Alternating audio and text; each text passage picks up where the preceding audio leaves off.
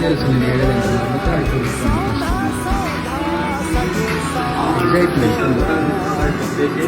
చాలా దూరం నుంచి